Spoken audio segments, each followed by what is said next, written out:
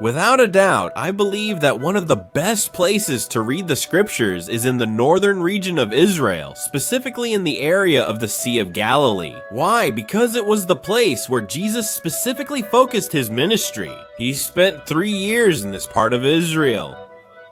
And this is where many people heard about his message, where many people came to him to receive healing, to receive food, to receive a word of hope. I'm actually in one of the places where very few people come to walk around here. It's called the Gospel Trail, and it's a route that comes from the city of Nazareth and goes toward the city of Capernaum. Remember that in the scriptures at one point he was expelled and almost sent to his death at that cliff. When those in the synagogue said, "You are not who your lips say you are, who are they saying you are?" So they took him to a high part of the city of Nazareth to throw him off the cliff. The scriptures tell us.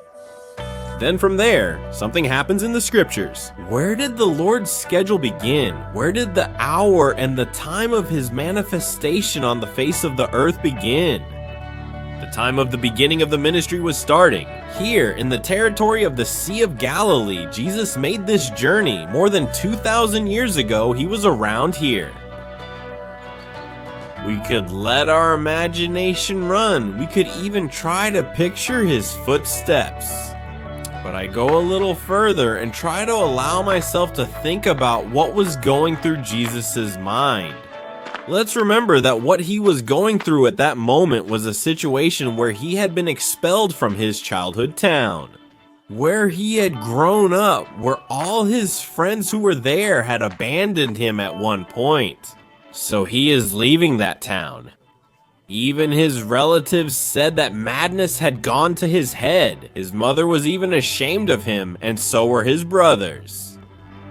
What happened is that he starts to walk. When he starts to walk, maybe he had many thoughts. The people who left behind what was in the past, but now had to face what was new. For me, I think this path somehow represents what is left behind, but also what lies ahead. And that was what Jesus was doing. As he took a step, he was leaving things behind, but as he moved forward with another step, new things were coming ahead. It was a dark stage. It was a stage of challenge. It was a period where he had to make the most important decisions of his life on the face of the earth. And it was about finding the right team to carry out the work that had been entrusted to him. From here, he went to the city of Capernaum. Let's read what the scriptures say in the book of Matthew. Chapter 4 says the following, and I'm going to read verse 12. It says, "When Jesus heard that John was in prison, he returned to Galilee, and leaving Nazareth, he came and lived in Capernaum, a coastal city in Zebulun and Naphtali, so that what was spoken by the prophet Isaiah might be fulfilled, saying, Land of Zebulun and land of Naphtali, the way of the sea, beyond the Jordan, Galilee of the Gentiles. The people who sat in darkness saw a great light, and those who sat in the region of shadow." The one of orphan DAM of Jesus Christ following came out into the light from that place where they had accepted in them. Not pressuriously would they have, or if it did not continue and renew that place.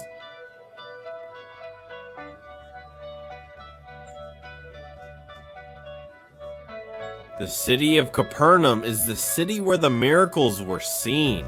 During the time of Jesus, where more people gathered to hear about the message of hope that he was bringing to humanity, Jesus was beginning a new cycle in his life. Jesus was starting his earthly work here in the territory of Israel.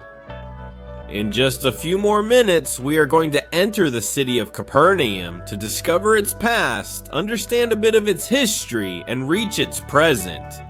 As we know, it was the city where hope came out and the message spread to different places. Not only in Israel, but also beyond the borders of the land of the Bible. But nevertheless, that city which had great splendor, which had a great time, which had its golden years. To put it in some way, during the time of Also the city, which today is buried under rubble. Only archaeological remains are what we have there. There are no people living in that place. But nevertheless, in other cities where Jesus moved, there are still people living there. Mysteriously, the city that was called the City of Jesus. The scriptures also tell us, and it was heard that Jesus was at home. It is mysteriously the city that to this day is buried under the rubble and the history that archaeologists can bring to us today. Don't miss another episode of Getting to Know Israel with the Bible in hand. So there we go to the city of Capernaum. As we could see, we are going to start at what would be place number 3.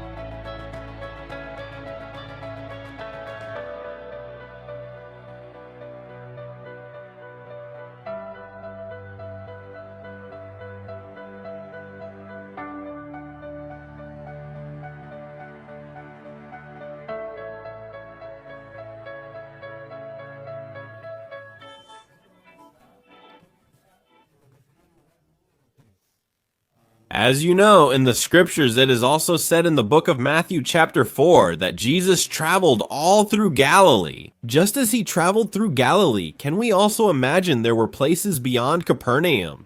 Also, in the scriptures in the book of John, it talks to us about the area of Tiberias. Approximately, what the Lord did was a kind of triangle. From northern Galilee, since he would cross the sea from here when he wanted to be alone, right?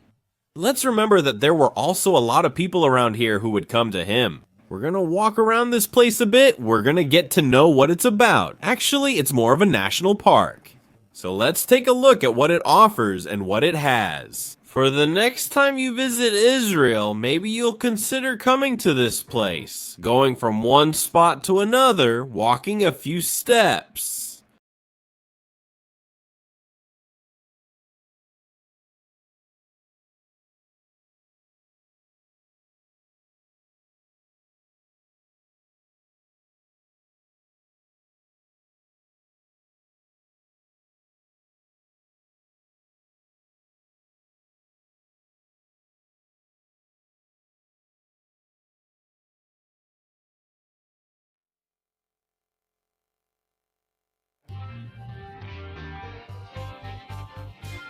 Look, we're walking here. We're gonna go now to that place right in front of us where the path ends. And the place we just left is right there. Look at the path back there. I don't know if you can see those people back there, kind of standing and talking. That's where the place we came to is, this national park. And here then, there are 2 ways. This is one path you can see there, and the other path is the one we're taking now to get to the place we want to visit now, which is the Greek Orthodox Church. Alright, when you arrive, you find a door like this one, with something written in that language. You will see the cross, the small door in the center. That is the one you will enter through to get into this place and see what's inside. Let's go see what's inside. The Greek Orthodox Church was built in 1931. It is constructed among the ruins of the ancient Roman town of Capernaum. The village ruins near the church remain unexcavated. The area under the control of the Orthodox Church is about 6 hectares. The village was established during the Hellenistic period and was designed according to the straight-line urban layout of that time. Capernaum prospered during the Roman and Byzantine periods and was destroyed during the Persian conquest in the year 12 after Jesus. The church is known as the Church of the Seven Apostles, but also as the Church of the 12 Apostles.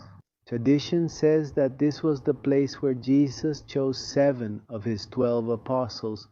That's why you can see the domes in a light red color. Access to this place is free, and inside the building there are paintings of great value. There you can see paintings in the form of icons about the book of Revelation, as well as stories from the Old Testament. Among the paintings that stand out is the miracle of the storm, and there are many more as well. A piece of furniture believed to date back to the time of the Second Temple is thought to have been located here in the area where the boats were and where the synagogue stands today. It would have been the place where people lived. On the shore of the Sea of Galilee. In a few more minutes, we are going to enter number 1, as we could call it on the list we had for today. The city of Capernaum, where Jesus specifically centered his message. In the book of Luke, chapter 4, verse 31, it tells us the following. Jesus went down to Capernaum, a city of Galilee, and taught them on the Sabbath days. And they were amazed at his teaching, because his word was with authority. There was a man in the synagogue who had an unclean demonic spirit, and he cried out with a loud voice, saying, "Leave us alone! What do you want with us? Jesus of Nazareth, have you come to destroy us? I know who you are, the Holy One of God." Jesus rebuked him, saying, "Be quiet and come out of him." Then the demon, throwing him down in their midst, came out of him and did not harm him at all. And they were all amazed and spoke among themselves, saying, "What word is this, that with authority and power he commands the unclean spirits? And they come out?" And his fame spread throughout all the surrounding regions. The scriptures say, I'm reading from Hebrew to Spanish. This is one of the Bibles you can receive as a gift. Those who want to become ministry partners, remember to visit the Voces de Israel website. You can get one of these as a gift. The Bible tells us here clearly that he taught on the Sabbath days. What was the Sabbath day?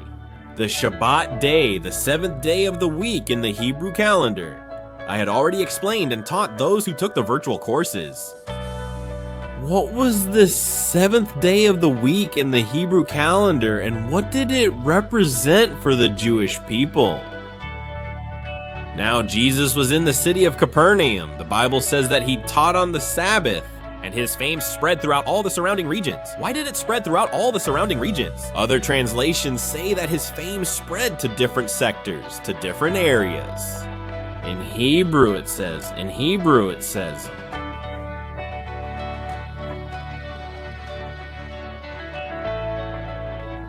behind us, that is, behind the camera, behind the image where I am, that is, in front of me. Syria is located there. Jesus' fame also spread, the scriptures tell us, even to Syria, as the scriptures also say. It's interesting, since Jesus never visited Syria, so how did his fame reach there? Simple, the Lord taught on the Sabbath. Now we're going to look a little at why this synagogue is so big compared to such a small town. I mean, there were very few inhabitants for such a large synagogue. Why is the synagogue so big? On the Sabbath, it was mandatory for all the fishermen, all the merchants, everyone who came to do business in that important place, which was the city of Capernaum. For the commercial part, they were required to stay on that Sabbath until the week began. That is, until the first day of the week started, and then work activities would begin again. But on the Sabbath, they had nowhere to go. Unable to return to Syria or nearby cities, they had to stay there. And the synagogue had to be big enough to accommodate all the people who were not citizens or residents of Capernaum. They were people who had come to do business and who were in the city of Capernaum that weekend, that Sabbath day. And that was the setting that Jesus took advantage of so that his fame would spread to the surrounding areas, to other regions, to Syria. It also tells us a little bit about what it was about and what the synagogue was like.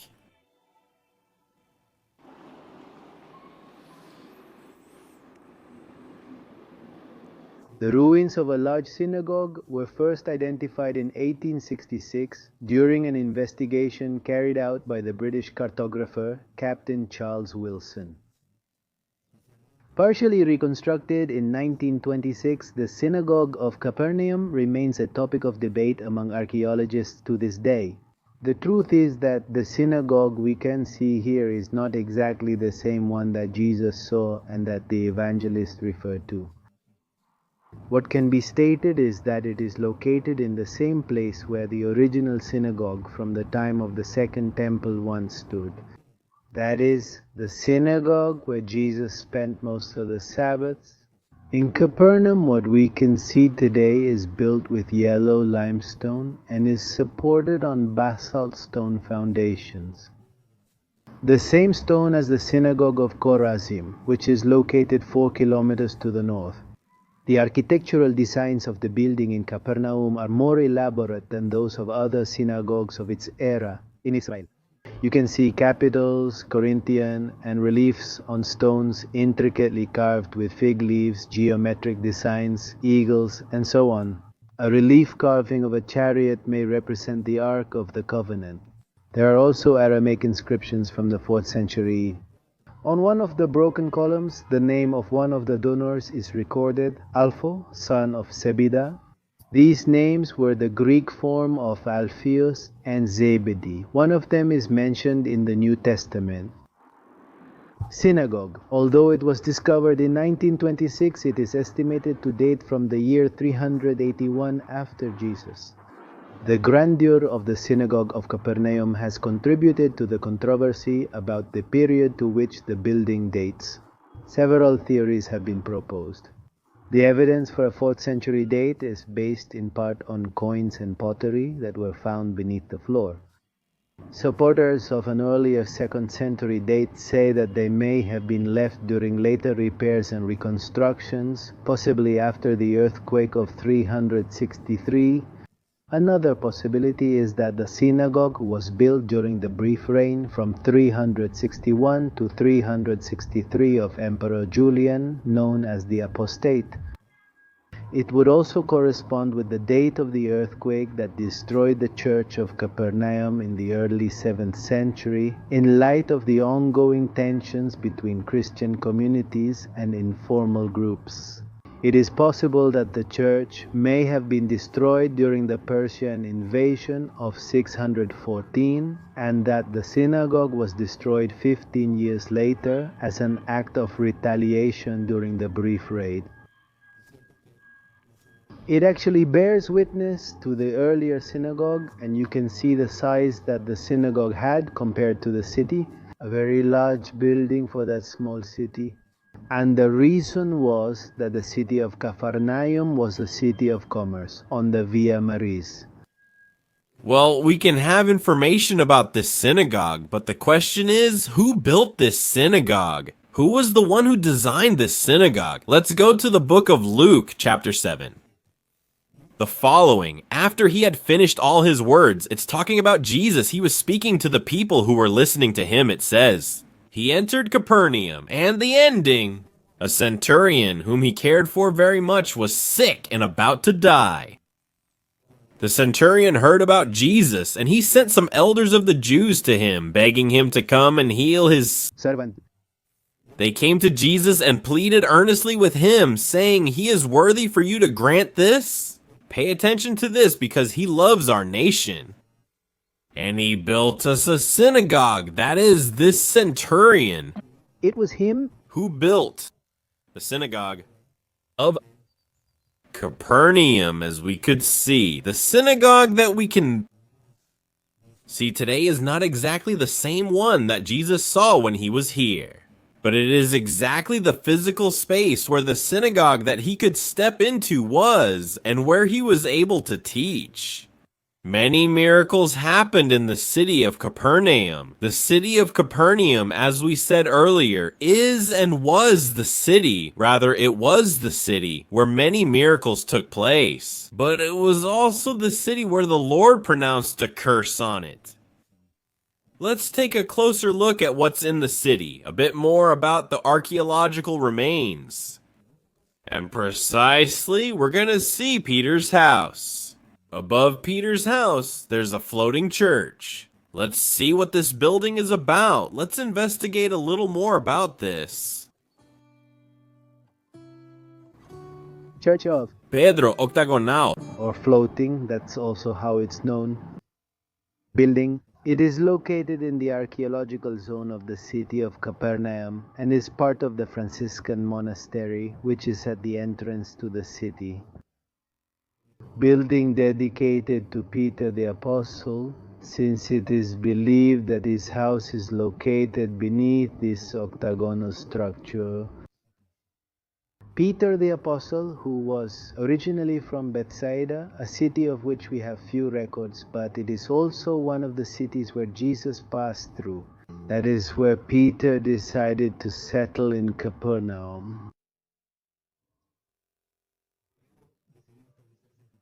And according to the archaeological excavations carried out in this place, layers of residential structures were discovered, on top of which the first half of a first-century church was built in Peter's house. That is why it is considered that the first church in the world was built here, in the sense of a church as a building.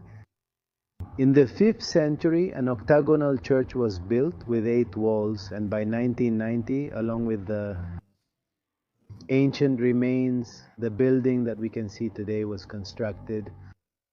Here, archaeologically, houses were defined by roofs made of palm branches. There wasn't a very wealthy community here, even though it was a community of hard-working people. There were many fishermen, and the trade was mostly international.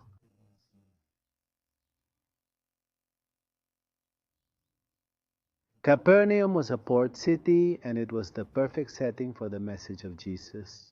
You could say that Capernaum was a kind of airport church, since many people who heard the message were not from this city. Many came and went, but they took the message of Jesus with them, and wherever they arrived, they spoke about Jesus from the city of Capernaum. Peter's house was undoubtedly the place where people came and went. It was the house where the sick left healed, those who arrived lost found direction, and those who were possessed received admiration. That was the house where the presence of God became visible and tangible during the time of the Second Temple. That was the model house to which many today we must imitate. As we heard, Peter the Apostle was born in the city of Bethsaida.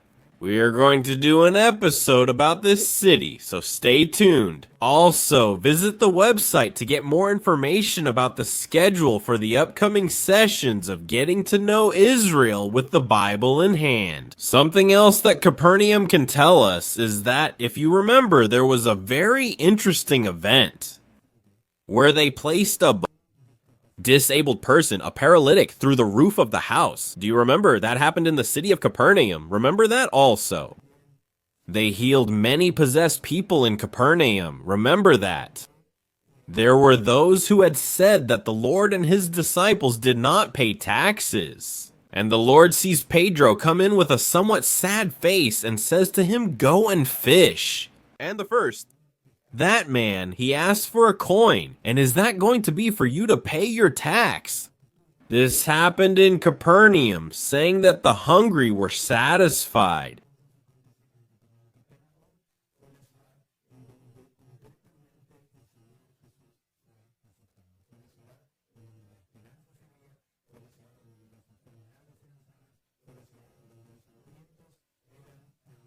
It was the city where the good news spread to different places. It was the city where they began to be designed and forged. Those who would continue with the Lord's gospel once he was no longer on the face of the earth.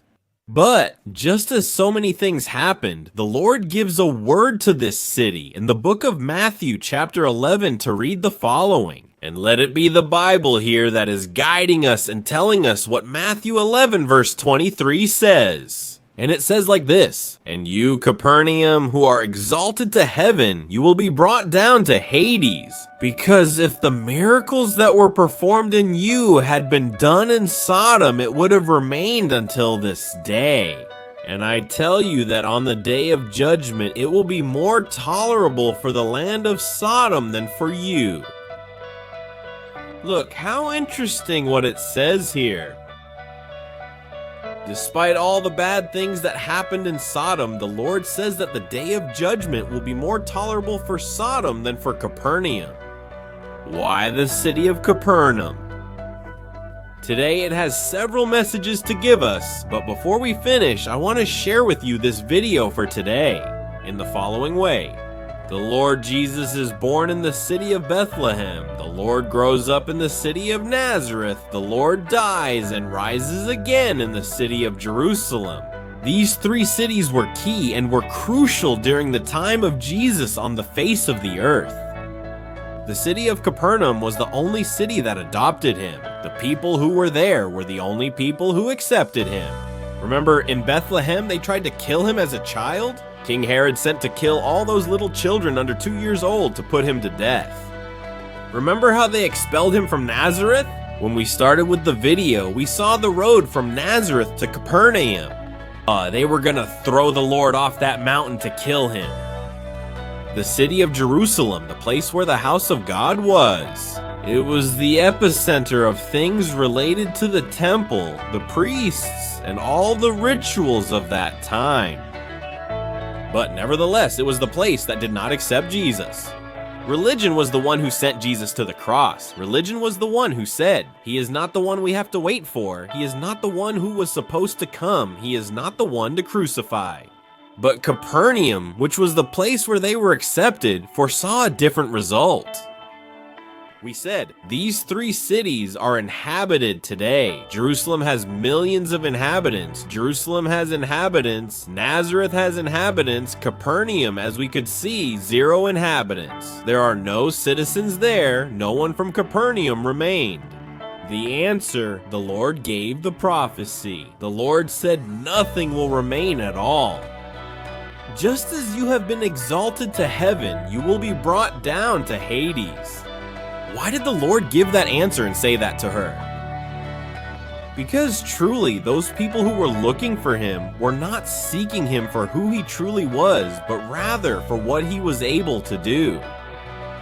Yes, brother, sister, friend, who is watching me from the other side of the screen? Listen carefully to what I just said. Pay close attention to what I just told you. Those people didn't seek him for who he truly was. Those people sought him for what he was capable of doing. He was a healer. He healed the sick. He was a provider. He gave food to many. He was a person who brought order. He gave many messages. He was a person who brought hope. He was the one who came to reconnect what had been broken with the first man. That was Jesus. But those people were only interested in the results he could bring. In other words, what he was capable of doing. Those people followed him because they needed to eat. Those people followed him because they needed to be healed. Those people followed him because they wanted a word for their soul. Those people did not truly follow him because they had understood that Jesus was the Son of the Most High God, the one whom God had sent to the face of the earth. To fulfill the purpose that Adam could not at first, Jesus was going to fulfill it. Jesus was going to take it to the cross. Jesus was going to be the one who would rise in the resurrection. These people didn't get it. And Capernaum gives us this message. Capernaum reminds us of you, reminds us of me. Every time we see remains, rocks, things we can investigate, let's remember Capernaum. Let's remember the word of the Lord. Why? Because nowadays many of us seek him. Many seek him for what he is able to do, but not for why. Truly, is he, who is he to you? not what he is able to do for you? We know that he is able to do so many things. We know that he is unlimited. We also need to understand, and we need to know that he is. He is the promised one who was supposed to come, that's all. This is the message I wanted to leave for you in this Knowing Israel with the Bible in Hand from the city of Capernaum.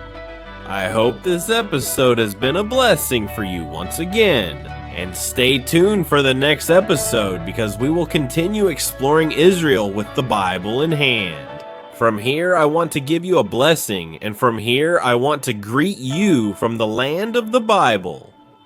We hope that someday you can come, walk, and see with your own eyes, and that it won't be from behind a lens or a screen anymore, that you can see with your own eyes. The place where Jesus walked. Thank you very much. God bless you. If you want to make a comment, if this video was a blessing to you, please share it. We want to be in some way a door of blessing for those who cannot set foot in the land of the Bible, and for those who maybe because of financial reasons or for obvious reasons that we know today, it is very difficult to visit the land of Israel. At some point, airports will reopen. At some point, everything will return, maybe to normal. And we will be here to serve you.